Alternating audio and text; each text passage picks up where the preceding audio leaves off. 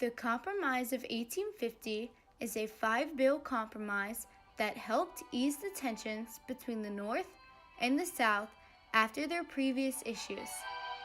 The issues between the North and the South were caused by slavery. Slavery was an enormous problem in the United States of America for a long period of time. Slavery would end after the Civil War, but even after laws were passed, they were disregarded by most of the South.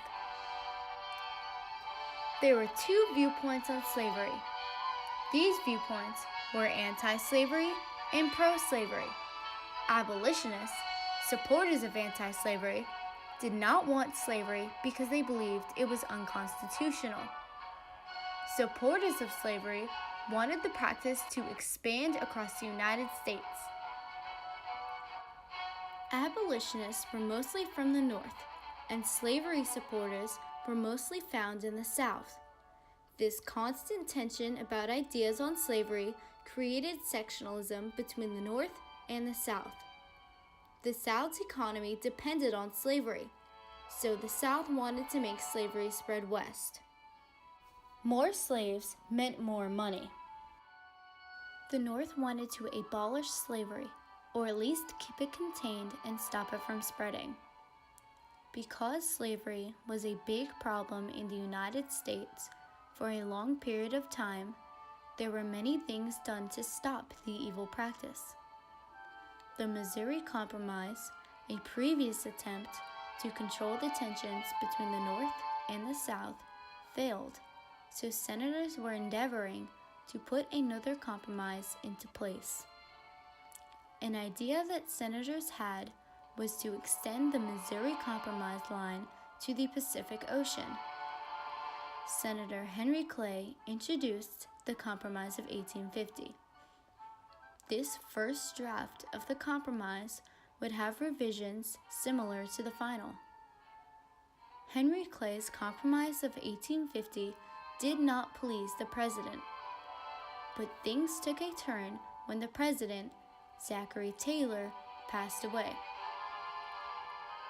Millard Fillmore, Taylor's successor, had formed much more of an appeal towards Henry Clay's Compromise of 1850 than the former president did. Finally, with the help of Stephen Douglas, the Compromise of 1850 passed. The document included several modifications to stop slavery from spreading, such as California now being included as a free state, the fugitive slave law was strengthened in favor of the South, slave trade was abolished in the District of Columbia, but not slavery itself,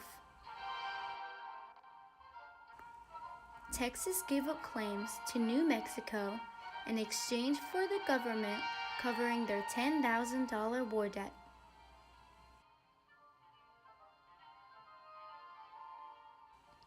And lastly, the remainder of the Mexican cession was divided into Utah and New Mexico.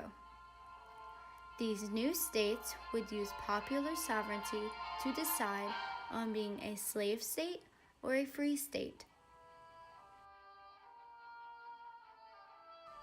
The Compromise of 1850 was a big debate for the senators of America.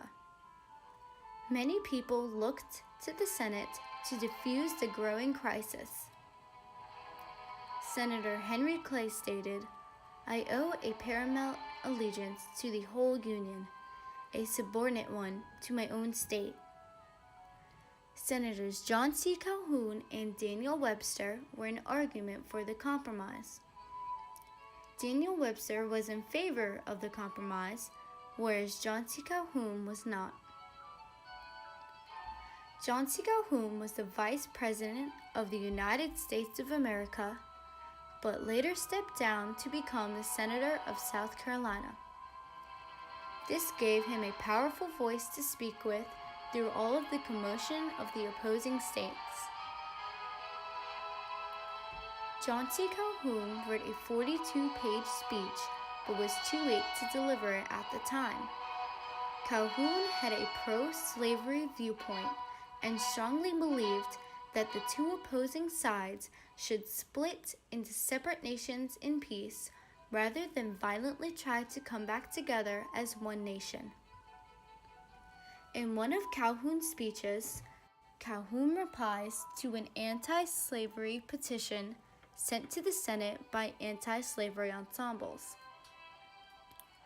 Unlike most previous public speakers of the South, Calhoun believed that white slave owners needed to stop apologizing for their way of life.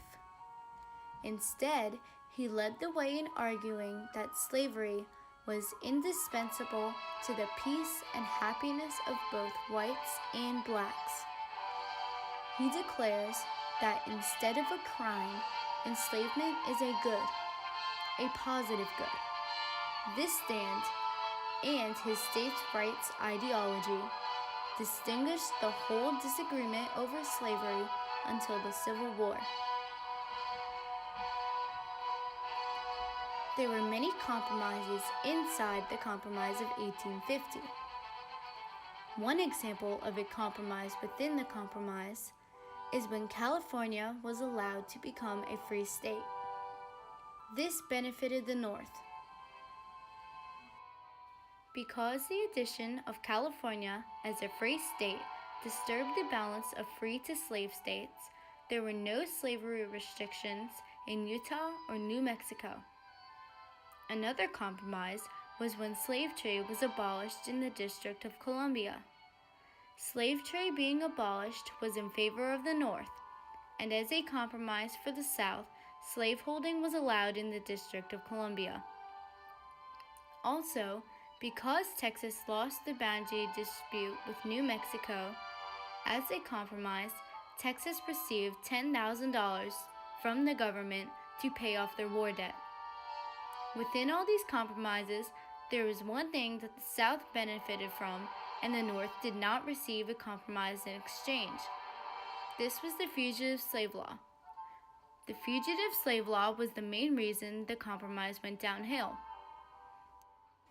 Northerners attempted to undermine the Fugitive Slave Law by using legal tactics, organized protest, or violent resistance.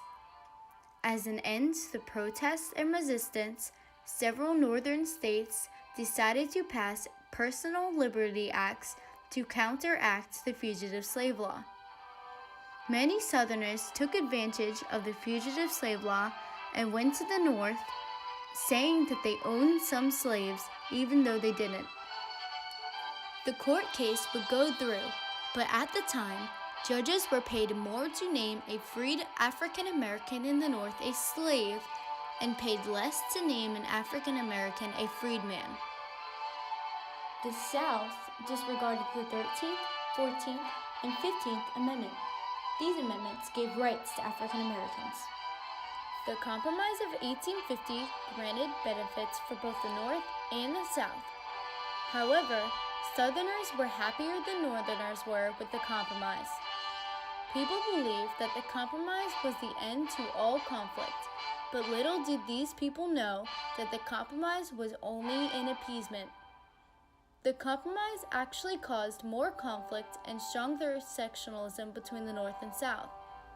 Sectionalism was tearing the nation apart, and senators were doing their best to hold the United States together.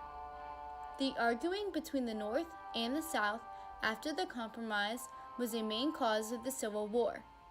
The arguing was caused by the unfair placement of the Fugitive Slave Act.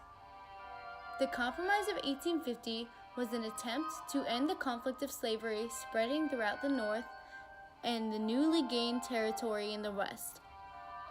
The Compromise of 1850 did just as much harm as it did good and made the issue of slavery deepen as it was meant to do the opposite.